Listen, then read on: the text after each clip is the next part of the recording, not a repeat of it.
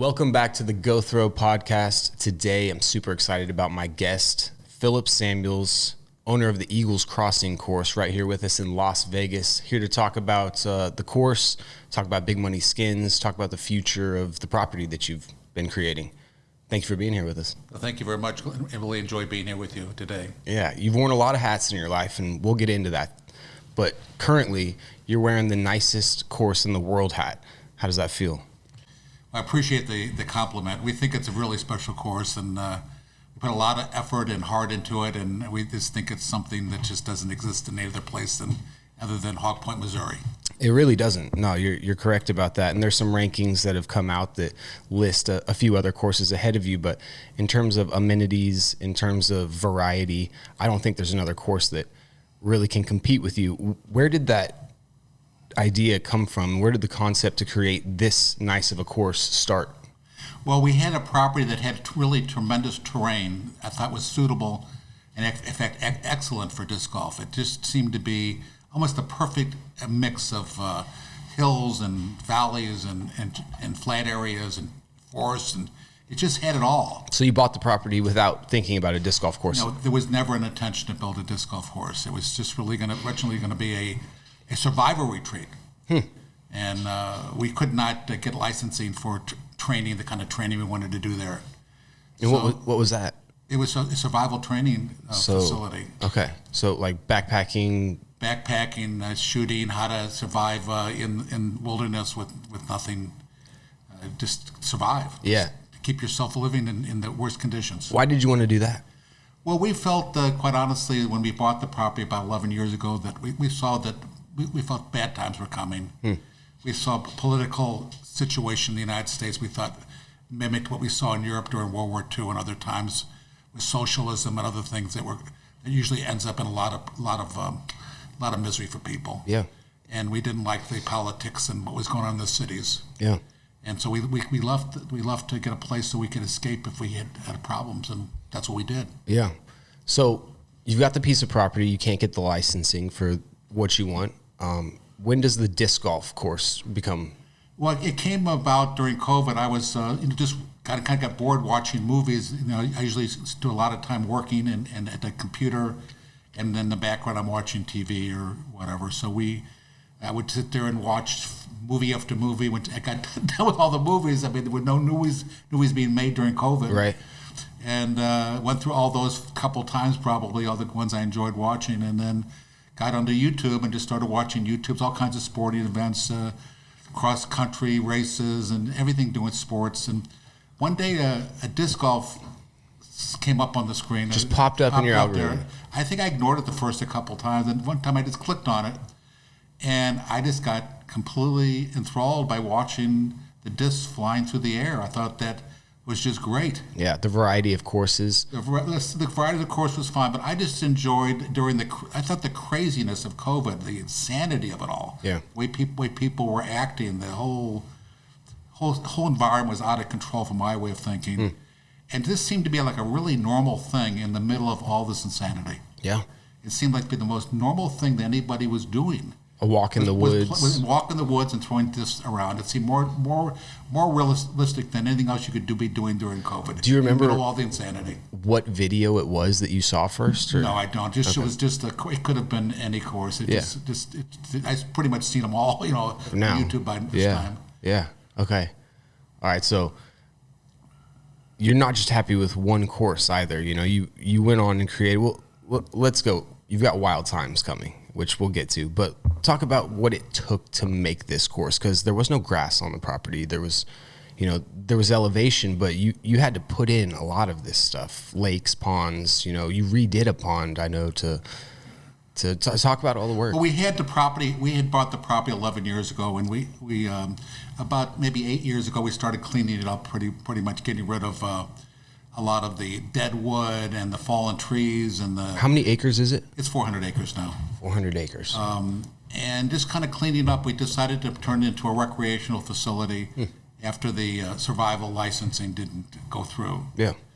And so I just kind of turned it into a park, and we built a bunch of lakes and other things. Yeah. We have 9 lakes. Yeah. And then when I met David McCormick, and decided to build a course, we had a pretty good foundation to start from. So the place was pretty much cleaned up, or we had already taken, I think, 3,500 dump trailers of wood and dead trees off the property. Not 3,500 trees. 3,500 dump trailers full of trees. Oh my gosh. Tens of thousands of trees. Tons. Cleaned up. The property was already pretty cleaned. Amazing. So the canvas was there, but it was just a nice recreational park, really. Yeah. But it didn't really pan out financially, and we couldn't maintain it on any reasonable basis as just a recreational facility. Yeah. Okay. So you start watching disc golf in COVID. You start thinking like, I mean, I've got this piece of property. Maybe this is. It was really kind of an accident. I'd seen the disc golf on the tube, and I wanted to get a couple discs just to see what it'd be like to throw a disc. I didn't have any idea. I know I threw frisbees when I was young, and I was pretty good at that. But So what kind of discs did you get?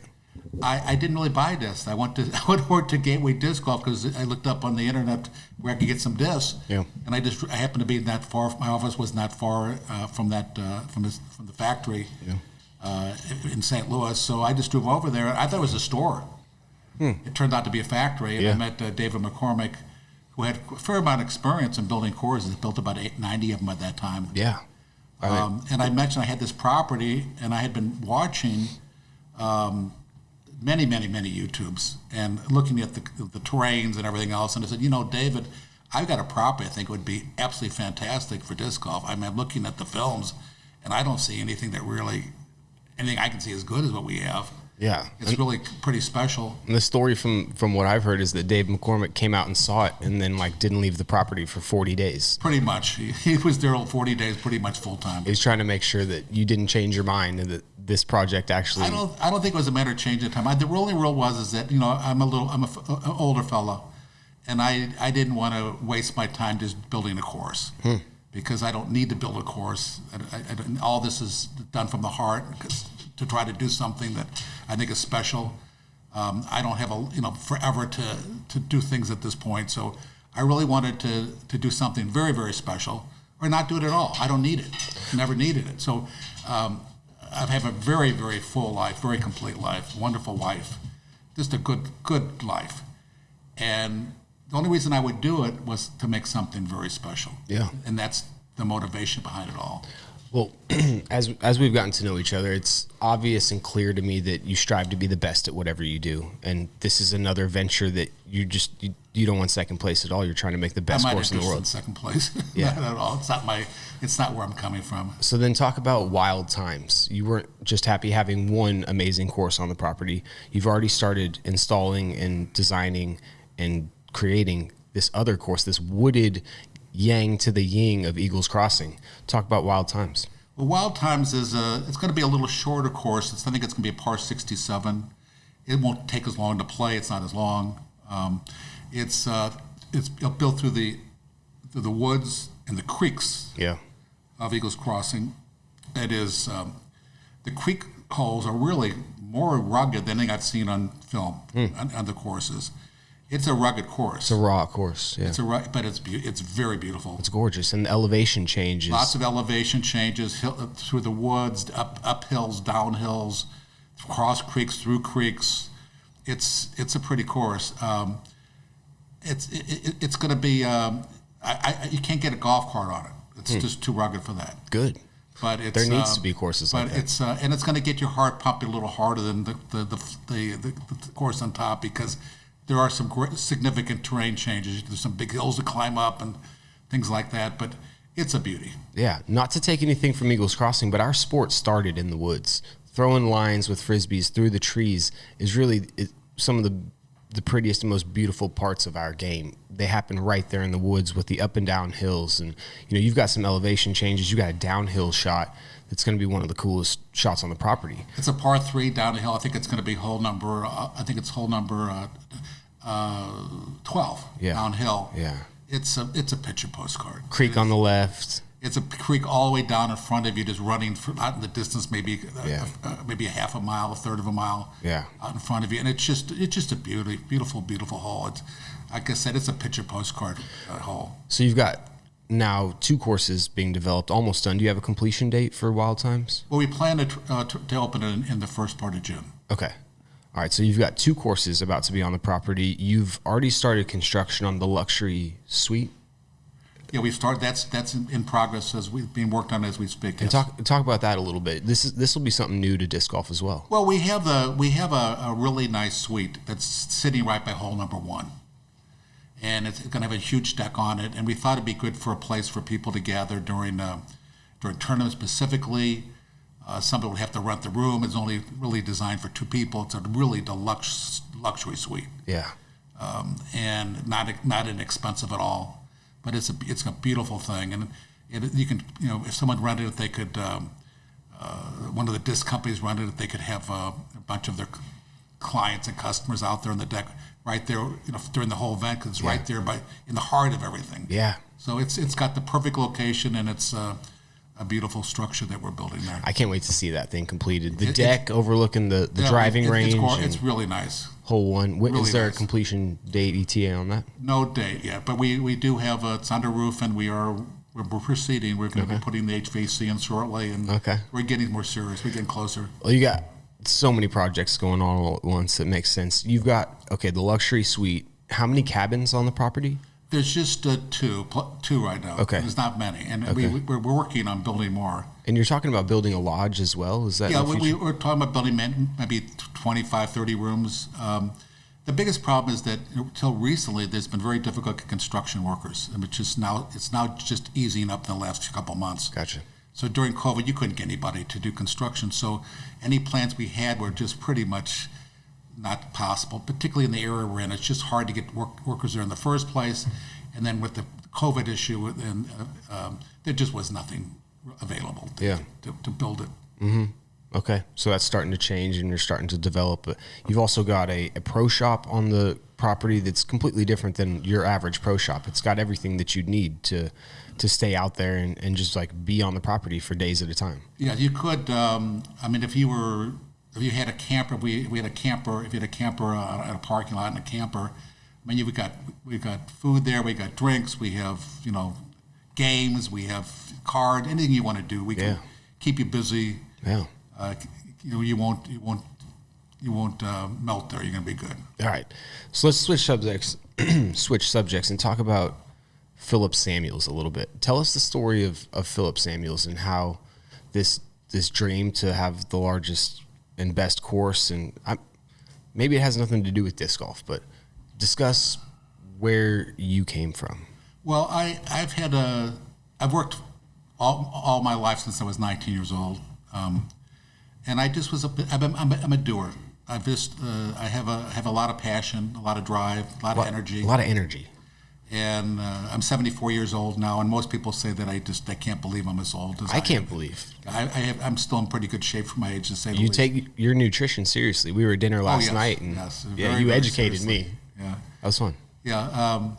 I think I've got a pretty good idea what kind of foods to eat and not to eat to keep my body in a good condition. Yeah. And to keep from getting sick. So I don't get sick very often, almost never. So you're a hustler, been hustling since you were 19 years old. I've been working really hard and not socializing too much in my early years. Pretty much a loner until my young 30s. Just worked hard and did a lot of innovative things with the computers when I was at the beginning of the computers, when they were just like 8-bit computers, early stuff. And got involved with installing systems in our business that didn't exist. So we were kind of in those days doing some groundwork in our industry. For example, we had the first paperless system in our industry, but even before the airlines, we could look at documents without having to go through file cabinets. And early on, when I was a young man, we didn't have computers. Everything was done on paper. Right. So I saw the need to build something like this. I hired 2 of the top doctors from Washington universities in the computer science department. In fact, I hired both of them, and they had nobody left in the department. I paid them so much money, they left the university. We were doing very well in those days. Yeah, got the best people in. I had the best people, and the poor kids at Washington University had no computer. Nobody there to teach them computer sciences in those days. I remember going to McDonnell Douglas, which was in St. Louis at the time. They had the building there. I forget, maybe 6 or 8 stories high, maybe each floor with 100,000 square feet. The whole thing was a computer. It was all done with tubes. Today you put that in a little chip the size of a dot. Insane. But the whole building was a computer. A computer. There was 1 or 2 in the world at the time. Wow. So we had our St. Louis had a pretty good environment in the early days of computer development. So I took advantage of that and I related to it. Yeah. And so I built a pretty successful business in industrial supply area for textiles. So that was what I did early on, and I did that for a long time. I made a fair amount of money when I was young. I did very good. I built the business way up. And then I kind of got tired. I've been working, and I decided to need a little change. I always liked art, and just emotionally we related to it. And so I started studying art a little bit on my own, and eventually I decided to open a little gallery, just to take a break from what I was doing, in a sense, just something a little different. In St. Louis? In St. Louis. And eventually I got very interested, and I started traveling around. I'm a self-doer. I don't like listening to teachers tell me. I like getting involved with something myself, just diving in and seeing what I can do to understand it. Yeah. So I just started traveling to galleries and museums around the world. I went to over 300 top museums in the world. Incredible. And literally thousands of art galleries. Were you looking to buy, or were you just looking to? Sometimes I would buy, and sometimes I'm just looking to see. And the one thing I realized is that it's like anything else, you only know what you know. If you've never seen the best of anything, then you only know what you've seen, which may not be the best. Right. So by traveling and seeing all these objects and paintings, sculptures and paintings or whatever, I could compare one to the other in my mind or by experience. Yeah. But if you've never seen them, you couldn't possibly do that. So I've seen a lot. Do you think that had anything to do with the inspiration that you brought to Eagles Crossing? I think it brought a real artistic knowledge. There is this definite beauty to the course that doesn't exist in many other courses. The course was really carved out like a piece of sculpture in many ways. Yeah. And if you have a kind of a big sense of what beauty really is, then you can maybe try to adapt that knowledge into something you do on a daily basis. Yeah. The property is very naturally beautiful. Right. So if we took the care to carve it properly, I know I could end up with something very special. Totally. Which is what I think I did. Yeah, beautiful retaining walls. I could never have done it without the experience of the travel and being able to have seen everything I've seen. It wasn't because I'm that much smarter than anybody else or anything like that. It's just because I had the experience of actually seeing all these different things that allowed me to say this is good and that's not as good and this is better than that. Yeah. And that experience really is what I put into Eagles Crossing. Yeah. I don't think anybody else has that experience in this field. 300 of the finest art galleries in the world. I'm guessing not. Oh, that's museums. Museums. Okay. Always thousands. Okay. Galleries are thousands. Incredible. And you said something about structures, and you've got some of the craziest statues on your property. Where did that come from? Everybody's seen the crocodile. Simons showed everybody the gorilla. Oh, I just want to have a little fun. But there's hundreds of them out there. Yeah, we try to just mix it up a little bit, have a little humor, a little fun as we go along. Yeah, there's like a herd of bison. There's raptors, dinosaurs, all kinds of stuff there. It's you and I moved around the anaconda, so it looked like it was coming out of the water that day. That's right. Yeah, that was. I mean, that's a 20-foot long. 500, I think it's 40 foot actually. 40 foot? It's called coiled up, It's actually 40 foot extended.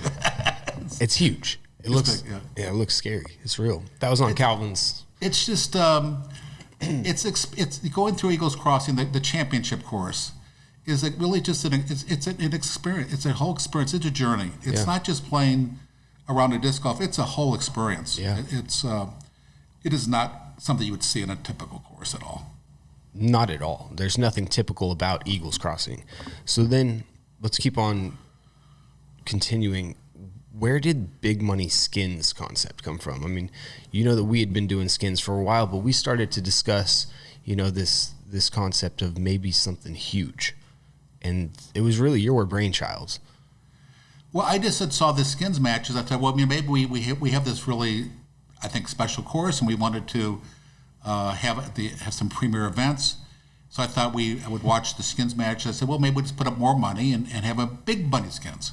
Yeah. So this would be the finale of all the skins matches, or the pinnacle of the skins matches, which is really what we wanted to do, and I think what we want to build as time goes on. Yeah.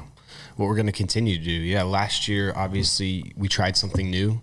It didn't work out how we wanted it to, but it's not stopping the motivation. The filming did not work out so good. The live broadcast, it was not exactly successful. Yeah. But, it's, some people are more dependable than others when it comes to... Yeah, you paid an inordinate sum of money. I paid for it, I just didn't get it. Yeah, he had promised stuff that obviously didn't come to fruition, which isn't on you, but you're not dissuaded to continue.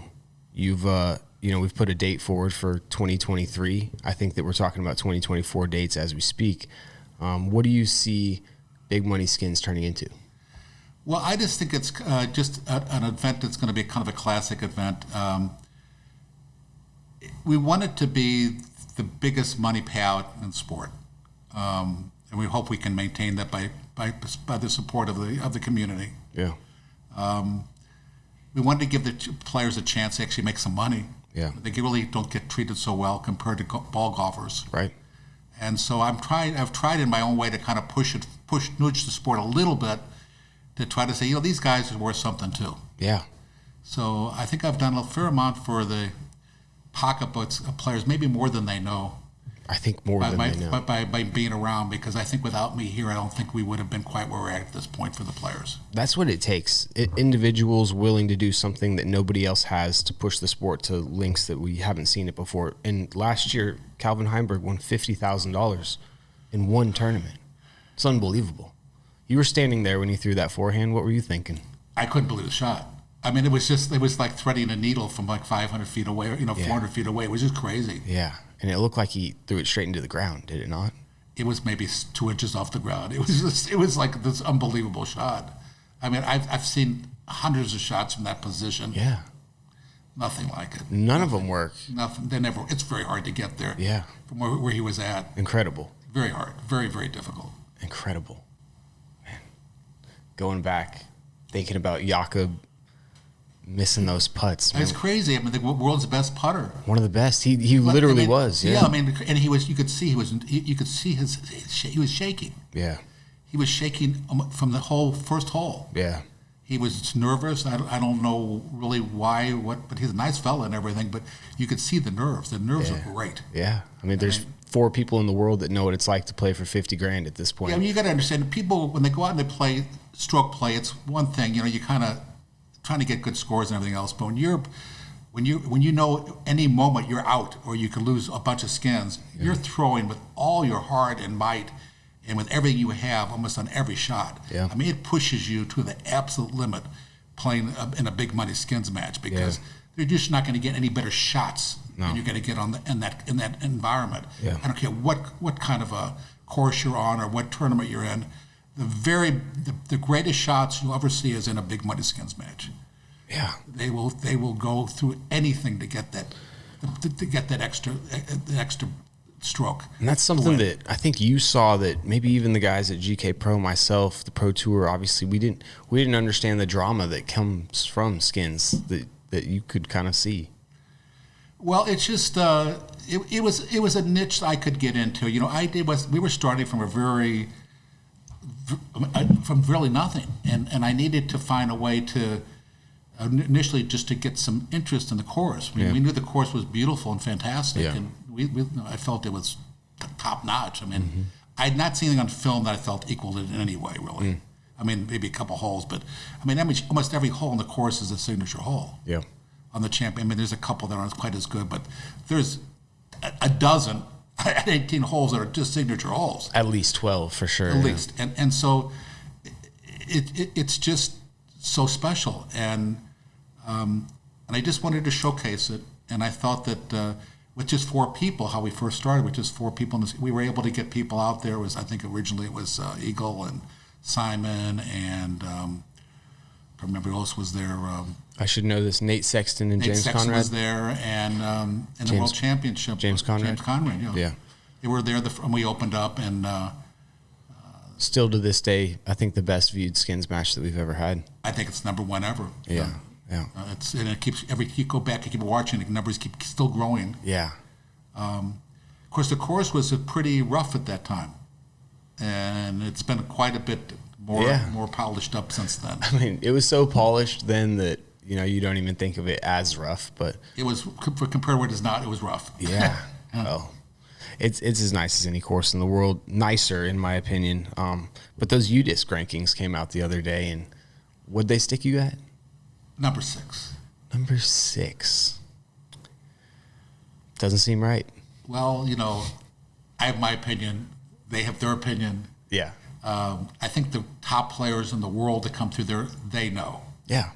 I think a lot of people come through that they're just average players, and they find it very challenging. Yeah. And maybe it's a championship style course. Too difficult. Yeah. And they may not enjoy it as much in some situations, especially if you're more of an amateur. Yeah. Really, just a low, below average. They find it too difficult. Yeah. But it's not a city park course. It's a championship course, a true state-of-the-art championship course beyond anything that exists now. Yeah, if you don't enjoy your time there, it wasn't created for you. What are the big events you see in the future that you'd love to have at the property? Well, I really don't care so much about having multiple events out there, big events. I really want the property to be special. People come out and enjoy it and play it. Yeah. Every day, I'm an everyday guy. I want people every day to enjoy that course. I mean, if it's if we have one great tournament a year, that's fine. If we have more than one, that's fine too. But having the big tournaments, many of them, is not essential to me. It's just the fact that it's there and people can play on it and practice on it and enjoy it. That's would make me very happy. Yeah. It eventually, I could see being like one of the first courses to have like a teaching pro or something at it, like a resident pro who was staying on the property who you could get lessons from or something. I think over time, the idea was building the second course was to try to turn it into more of a resort. Yeah, a destination. And I'm even thinking possibly one day of building a third course. Maybe something even a little easier for just the people that are more beginners, so they can go out there and shoot something, not feel so so that's just above them to some extent. Yeah, right. So that anybody could play. Out of the 400 acres, how much of it is unused after the 2 courses? Well, probably 60% of it's not touched at all, and we probably will never touch that. Okay. We're going to leave a natural. We're going to leave at least 50% of the property always 100% natural. Nice. But the thing is, we need cabins, and we need places for people to stay so they can come out for 2 or 3 days. Right. And groups, whether it's 2 people, 4 people, 5, 6 people in a cabin. Yeah. If somebody comes in from Milwaukee and they need a room for their friends, and we don't have that. We don't have those facilities. Yeah. So we need to build them. And I think once we get that done, and we get a certain group of naturally residents coming, so to speak, always on the property, then we'll probably at some point get a full-time teaching pro or something like that. Yeah, that'd be awesome. Really, the little off on that. I also want to eventually have a restaurant out there, some kind of decent little restaurant for the people staying there. But again, you can't do it with 3 rooms. Right. We need 20, 30 rooms to start thinking about those sorts of things, and that's where we're going to go. That's the plan. Yeah. I can't do it. I can't do it today yet. Did you see this process happening faster than it has, or slower possibly? Like the pace that the development of your property has happened at? Did you see that happening faster? Did you think disc golfers would be pouring out there more? Like what were your? I didn't really know. I always expectations? just felt that I built something that was very special, that people would come. Yeah. And I just hope that they would see what was in it, and if they really love the sport, and really, it's like going to California and going to the coast, near up on the way to San Francisco, and not stopping to try to play Pebble Beach if you had the money. Yeah. You'd want to stop in to play Pebble Beach if you could get in. Right. If you could even get a reservation. Yeah. You probably have to book it 3 months in advance, but if you could stop by and drop in, you'd want to play that course because you're a golfer. Yeah.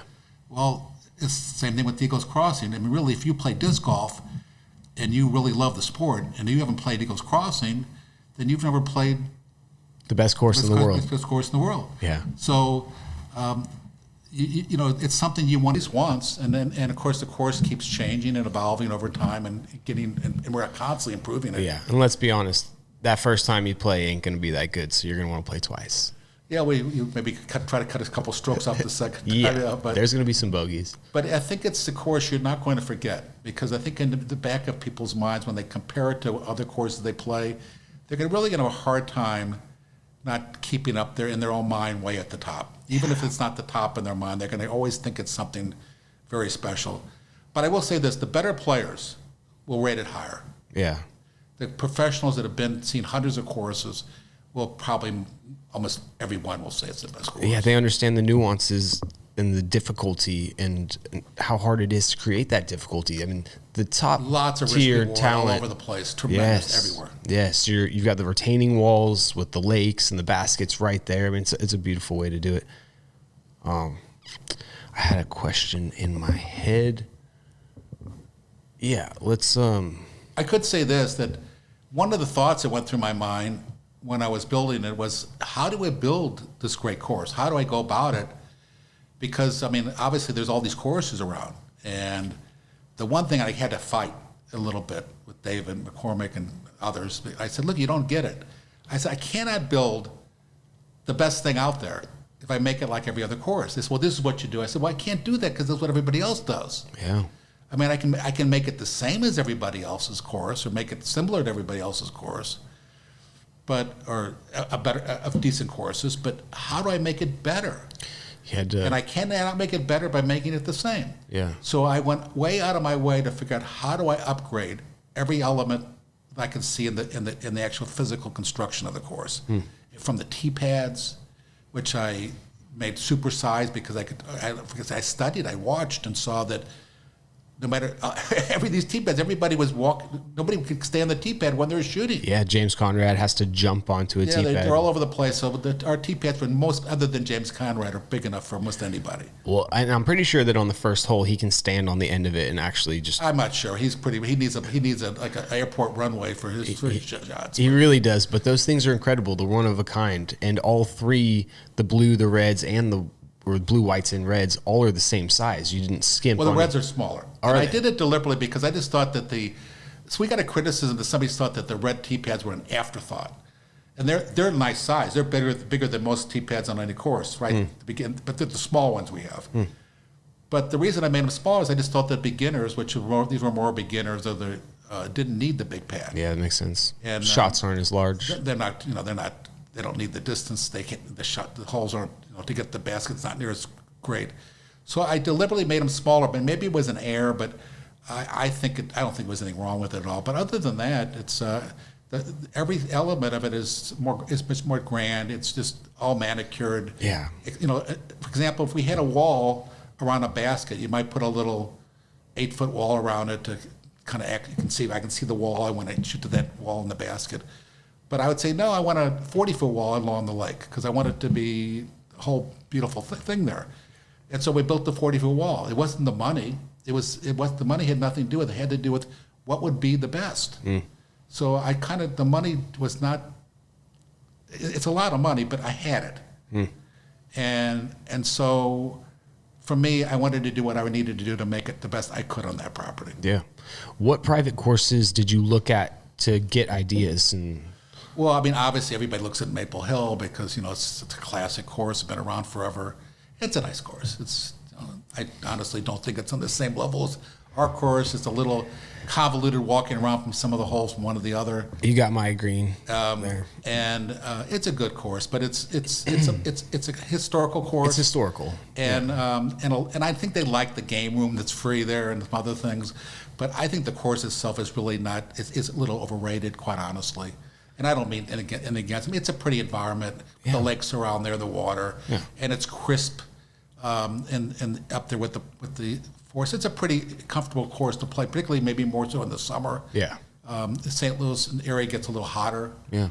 So I can see why people would enjoy playing it, and but again, I don't think it has anywhere near the some of the great attributes that Eagles Crossing has. Well, I've been in your movie room and I've seen your wall, and there's pins of different courses, different holes, just ideas that you kind of. Yeah, I got pictures of everything all over the wall, all kinds of photographs. I love the way you pictures. do that too, because I'm an image guy. I'm very knowledgeable at sculpture and images. So I just take pictures and I stick them up and I think about them and how I can modify it. I mean, the famous hole we have, which is now an 18, which is we call it the cake. Yeah. Some people say it's a wedding cake, but we just call it the cake. Okay, cool. That came from some other courses, the idea, but done in a much simpler way. Yeah. I just took it and made it very, very grand. And clean. And clean and grand and be more difficult, honestly, also. It was much more difficult. Oh, for sure. Yeah, standing at the bottom of that cake and thinking about hitting that putt. A little wind, you might as well forgive up on it. It's pretty difficult. You could throw a 35-footer 6 times if you want. And if that nose comes up even just one fraction of a degree, it's going to bounce out. It's got to be thrown properly. Yeah, it's a difficult green. It adds a challenge. And the other things on the property that make it so amazing that, this is just a side note, but your wife has done a ton to get the garden going. And she's an organic gardener. Unbelievable. She won't put a insecticide in that thing. She gets bugs to eat the other bugs. I mean, I ate a whole meal. The dirt we use, we built the dirt for that garden from organic straw, organic everything. Nothing in there was ever touched by any kind of pesticide. Yeah, I ate a whole meal of tomatoes at your house one time. I'll never forget that. And I was happy with it. I don't even like tomatoes, and it was amazing. The big white one that tasted like a fruit. Yeah, pineapple. Yeah. The pineapple. It was a pineapple. They call it a pineapple, yeah. So one of the things that blows my mind is how many stakes you have on the property and how you redid the stakes at one point. How many stakes do you have on? I don't even know. I would think there's probably about 1,000 of them, I'm guessing. There's quite a few. Lining the fairways, fox run style, makes me think of your course is like a fox run meets Brewster, meets Jonesboro, meets, I don't know, all the best courses you can think of. But the lined fairways with the manicured grass to the tall grass with the stakes along the side is such a clean look. And at one point, didn't you have to redo the stakes? I originally put red in. And then I got some kind of a feedback because some people said that because people red is hazard. Well, no, people are colorblind.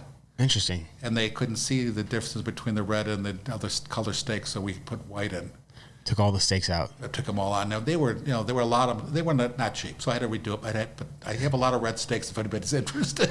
I got lots of them. I was going to ask what you were doing with those red stakes. They're in storage. Okay. Got them. All right. Wonder what it cost to paint them. Well, you could paint them, but they're made plastic. The color's in the plastic. Ah, okay. So it's a solid piece of plastic. All right. Anybody that has a need for red stakes, he's got make a really good deal if you're. He's got a few, and he can make you. I'll trade you for many rounds at the course you want to play. I don't know when an appropriate time to tell this story is, but I want to hear the Alice in Wonderland slipper story again. Well, I've been a collector pretty much all my life. When I was a kid, when I was very young, I used to collect postage stamps. I learned about all the countries of the world through collecting stamps. And if you ask me where a country is, I can just tell you exactly where it's at. Because I know them all. In fact, I've been to over 100 countries in my life. Incredible. Traveled to them. Yeah.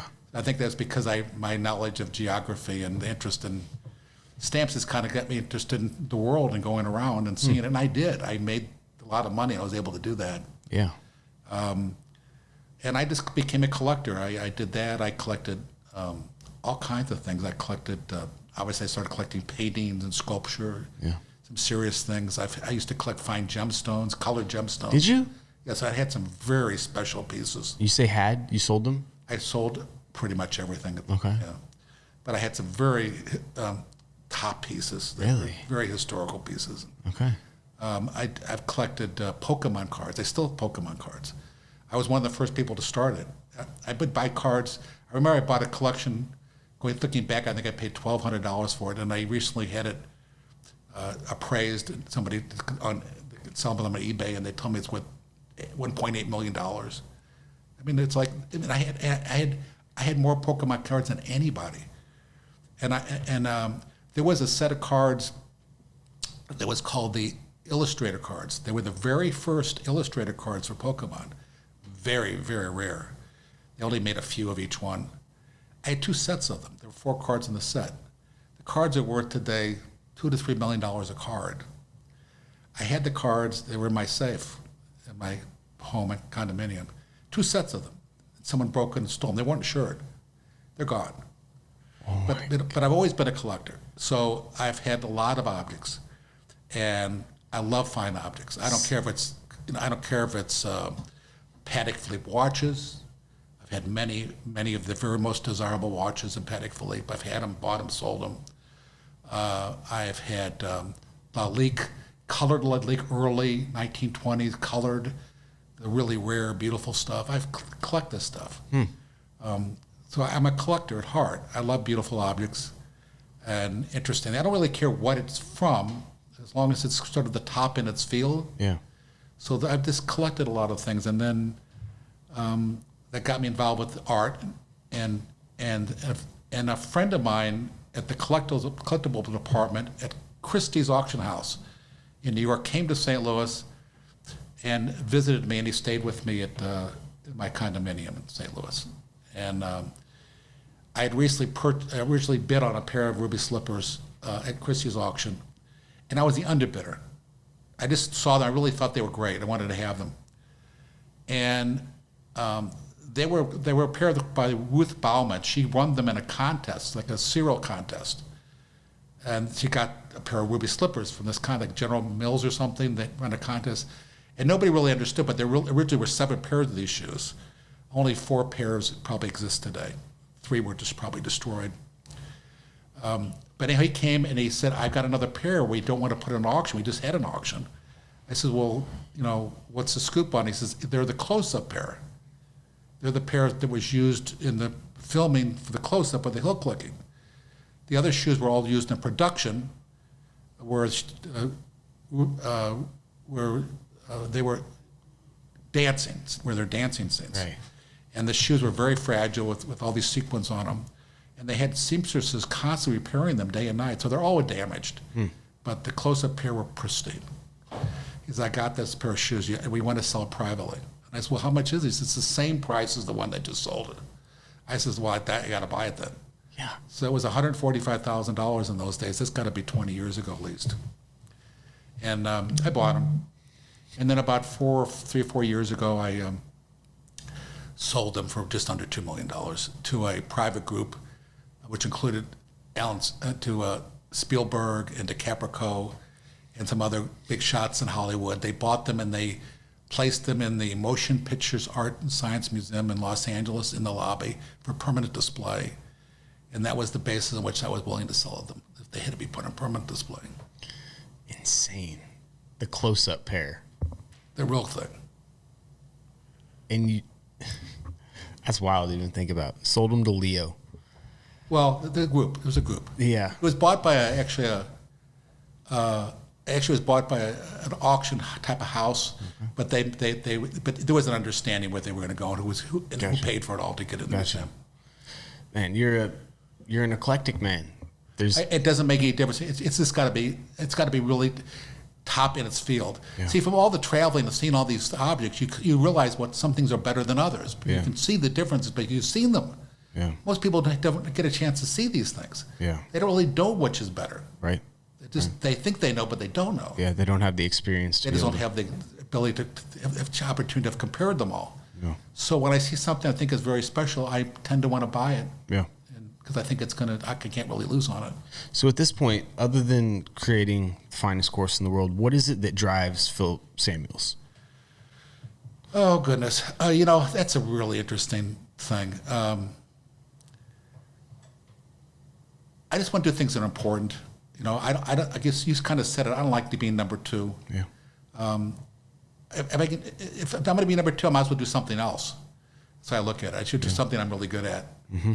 I've always had a really significant drive in always anything I've ever done. Yeah. I don't have any big fancy education. I'm all self-taught and self-learned, but I study and I work hard as anybody ever worked. Yeah. I mean, I'm still working at my age. I'm still working 40, 60 hours a week. Yeah.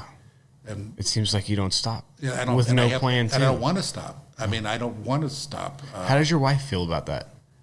She likes to work too. She's always busy too. Yeah. We're both very energetic. My wife was the state all-around gymnastic champion in Missouri in high school, so she's very motivated herself. Yeah.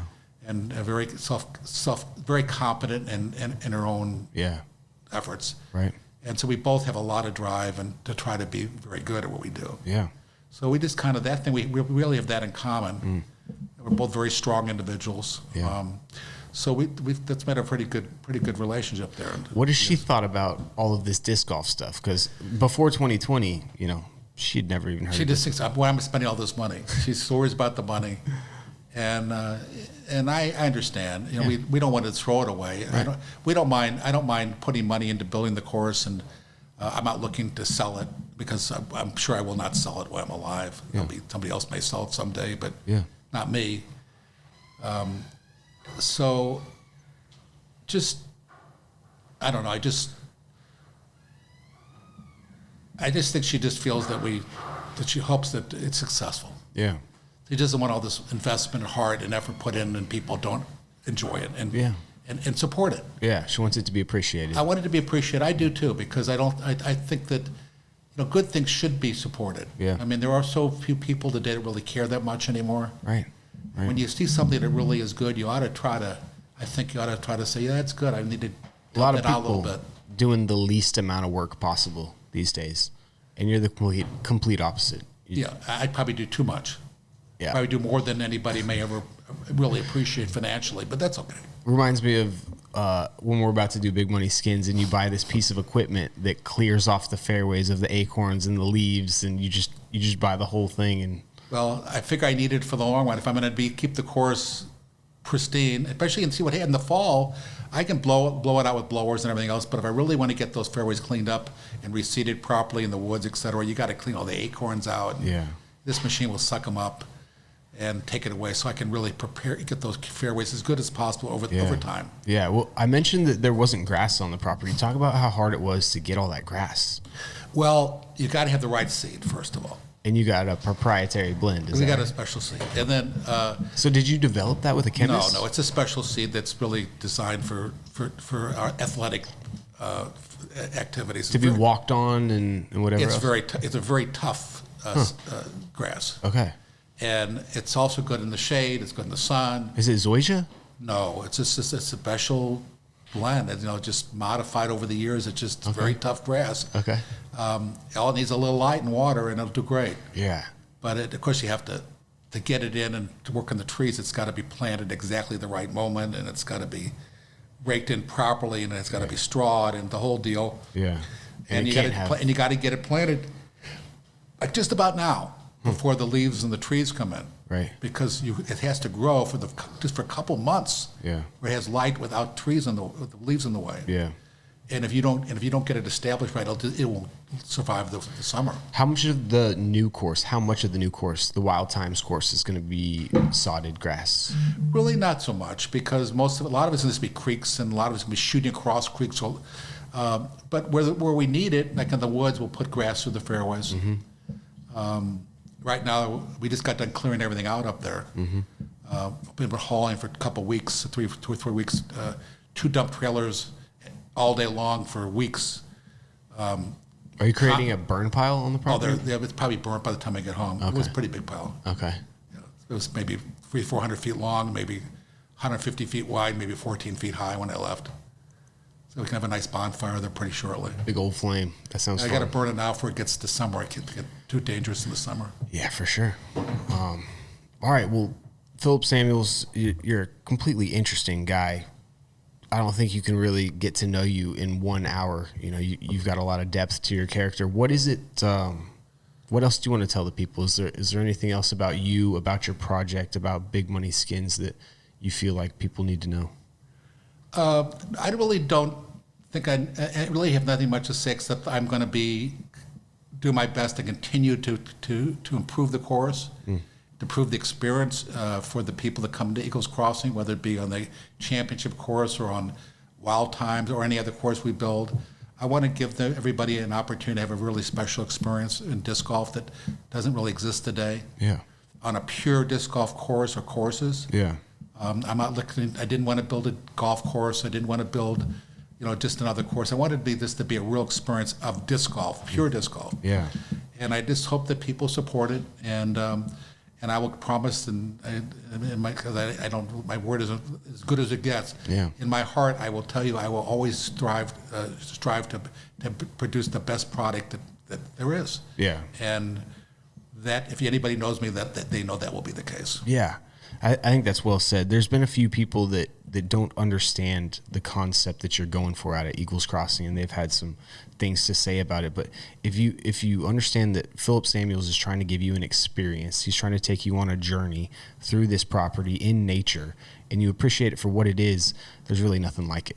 Yeah, but for example, there's not on the course, other than where you start from, you don't see a house on the perimeter of the course. It's not a golf course. You're in nature. You're surrounded by pure nature. There's no play to sell houses on the fairways to make a bunch of money on it.